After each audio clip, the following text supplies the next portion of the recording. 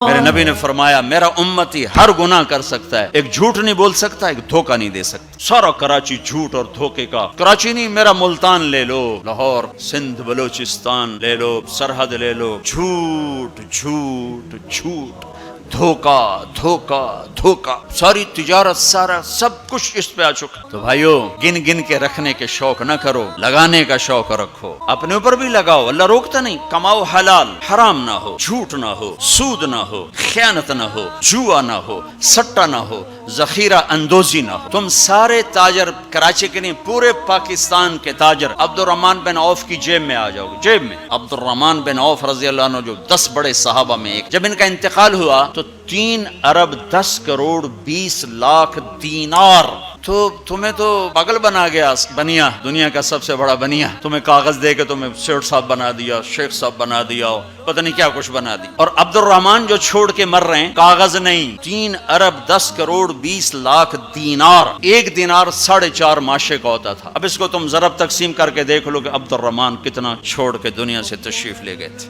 ہم نے کہا عبد الرحمن تاجر الرحمن، عبد الرحمن یہ رحمان کا تاجر ہے۔ اتنی بڑی تجارت کی کہ میری تجارت کے 4 اصول تھے، کبھی ادھار نہیں خریدا، نمبر 1، تمہاری ساری مارکیٹ نکل گئی، اس پہلی شرط ہی ساری مارکیٹ آؤٹ ہو گئی۔ کبھی ادھار نہیں بیچا، جڑے 2-4 رہ گئے وہ بھی بچوں نکل گئے۔ میں نے کبھی سٹاک نہیں کیا، میں نے زندگی بھر کبھی سٹاک نہیں کیا کہ پڑ جائے پروفٹ تو پھر بیچوں، جب پروفٹ ملا فوراً بیچ دیا۔ میں نے کبھی سودے کا عیب نہیں چھپایا۔